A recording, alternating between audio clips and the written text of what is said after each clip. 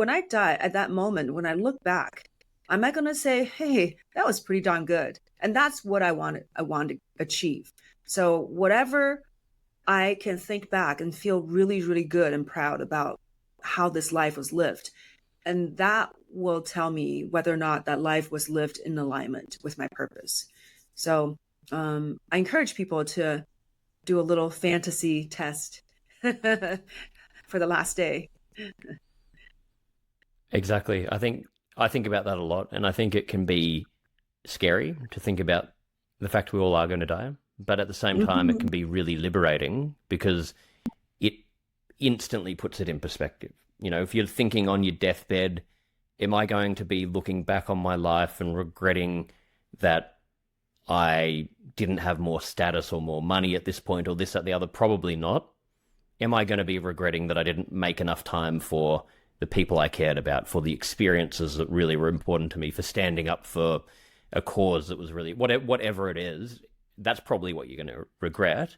And it's a filter. It's confronting, but it's a great filter to really get rid of all of the bullshit and remind yourself about what's important.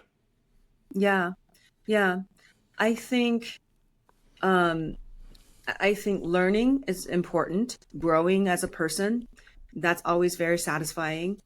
And then connection, love. So did you love enough? Did you love on your animals? Did you love on your families? Did you love on your friends? And then impact, using your capabilities. Do something really good in the world. Did you do something really good? Did you make other people's life better? And so I think that those three things, if you can take care of those three things, then you're going to feel really good about what just happened. Nice. Well, we've got three simple things there that you can all think about.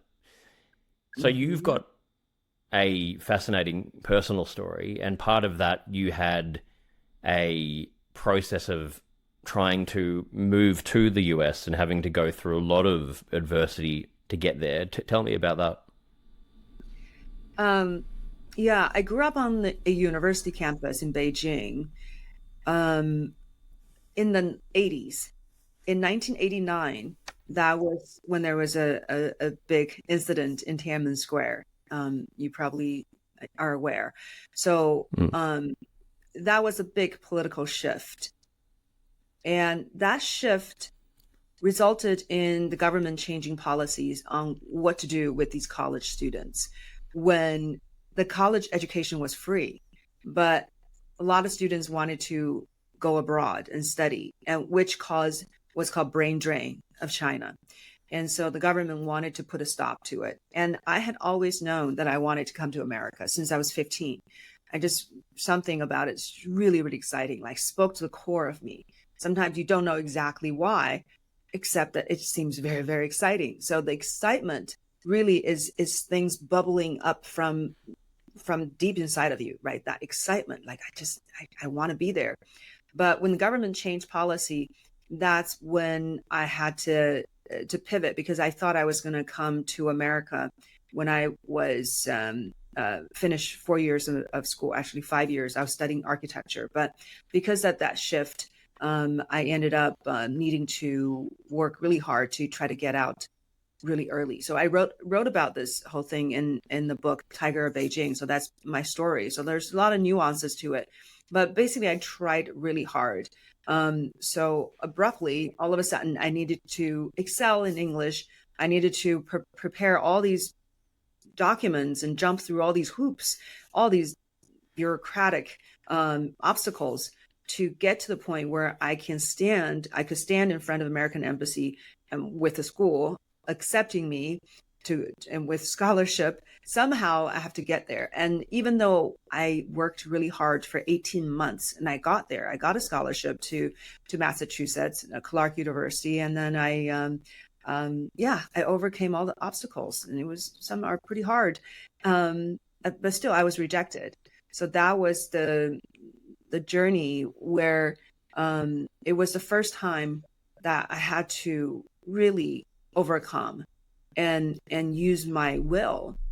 And what I told myself, since I read some books and heard about certain philosophy, which is that when you really, really desire something in life, the universe is going to come together and conspire to help you. So I thought, well, I heard that. So I'm just going to will myself really hard. I'm going to want this so bad that the whole universe is going to come together to help me. And that's what happened. Even though I had no path forward, I had no idea how, but I trusted that the universe was going to make something happen. But of course, I wasn't just going to sit on my hands and doing nothing, thinking that everything's just going to start coming to me. I had this drive, which was driven by the anger about the rejection, about being, in a sense, kind of, uh, it was some kind of a put down, because basically they're saying, you poor Chinese girl, you have no resources. Who do you think you are that you want to come to America to make a life for yourself? So sorry, not coming. So it was anger about that attitude that made me want to just fight against it. So what did I do?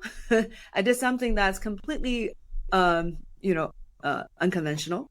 I took the yellow pages of Beijing and flipped through to the pages of the best hotels of Beijing. Basically, I was not allowed to come to America because of the reason for rejection was because I didn't have good affidavit of support, which means I didn't know any Americans or anyone living in America that could help me. So that's when I decided I was going to know somebody. So that was me helping the universe to help me, right? I'm going to do something. I'm going to push the boulder. I'm going to start the momentum. And then the energy can come in and do its magic, right? If I'm just sitting there at home, how is the universe going to help me? So I'm going to have to pierce through this barrier and get the flow to come to me. Yeah. So that's what I did. And then that makes a really good story because the flow took me to places. Yeah, you couldn't have gone to these places without that flow and with giving up. And it's interesting. You hear a lot of people that are, very, very successful. And I think a lot of the time we just look at, where they are and we presume, okay, like they've got something that I don't have. And, we don't really dig deep enough to find out when they were at the very beginning, what did they have to face? And it's amazing how pretty much every success story really, there will be a crossroads where things weren't working, you're trying, you're failing, and, it might be for a year, it might be for 10 years. And there's so many times when it was like a sliding doors moment where you could just walk away, give up. It's so difficult. And I've been through the same thing in a different way in my career where you're constantly faced with these periods where you're thinking, hang on, like I'm dedicating my whole life to this and I'm not seeing results, and, years are passing. There's no evidence that anything's going to work. How do you keep going? Without that self-belief, I think it's impossible. So I think it's a really great example. So what kind of stories were you telling yourself? Is it really just that blind belief, having the faith, like you're saying, though, not just having faith without taking action as well? But how do you? But even with that, how do you keep yourself going when everything just feels illogical and you don't have the support? You don't have evidence it will work. How do you get through that? Because I know how hard that is. Yeah. I think, luckily my parents were very supportive, but still it's all up to me. They just said, do whatever you want to do, whatever that speaks to you. Almost all my friends were not supportive, and they felt that I was banging my head on a on a wall. They basically said, why are you even trying? It doesn't make sense. It's just about impossible. So for me is, it's very interesting, that drive to push through hard things, because I basically chose to do the hard thing. When everyone else is just going along with the program in college, we're having a good time, we're studying architecture, just go to your class, just follow the steps. But no, Joy has to do it the hard way. She had to do everything really banging her head. But I felt an obligation to myself that I will, and and courage has always been important to me. I've always been, I think, very bold. I've just in a born that way in a sense with not very much fear. So that's one thing about me that that I think it's has been helping me throughout my life is that I don't have a whole lot of fear. Um, so I'm just gonna go for it. Yeah, but if you think that the universe is not good to you, and then you're constantly, shifting your steps and trying to protect yourself, then you're gonna avoid opportunities. You're not gonna go full speed. So because I had the belief that I was gonna have an amazing life, um, that I was gonna accomplish great things. So then I'm not gonna let temporary rejections stop me. Um, so there's, you know, almost like a little bit of a arrogant self-belief in a sense that I'm so self-assured that I'm just gonna fulfill the destiny I believe I have. So um yeah, I don't know. How do you nurture that kind of belief, that kind of self-belief? I don't know. Yeah. Some of it, I mean, some of it, I think you've naturally got. Some of it you've got to nurture. But yeah, it is that blind belief, and I think it's a choice, I guess, every day. Because well, I mean, this is a question for you, but I think it's the kind of thing where you don't just master these kind of things. You every single day, we all have a choice of what perspective we want to have on things, and whatever, I could be having a completely different experience and perspective in this conversation than you are, because we've all got a choice of how we choose to look at things. So if you're waking up and the world's against you, everything's negative, nothing ever goes my way, it's all too hard, that's probably the outcome you'll get. Whereas if you have the mindset of, it might be hard, but you know what, it's worth it, I'm going to persevere, I know that this is what I want to do, and I'm going to just focus on what I can control. Is it that kind of thing where you have to be continually, you don't just, it's the same as exercise. If you stop exercising, you're going to stop getting results. You don't just wait, decide, okay, I'm going to be this kind of person. You choose every single day to be that person.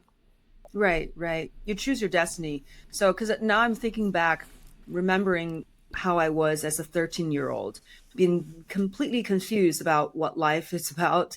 And, communism was on its way out, in a sense, really. It was just a very, very confusing time. And I was a very, very confused teenager. But then I remember, because of the confusion, I started writing a journal. So it always ends up with me lifting myself up.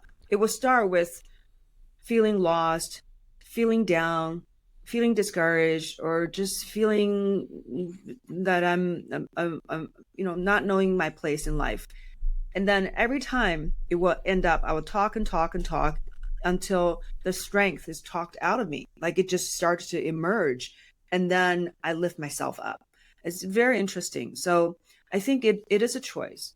What if I didn't talk to myself?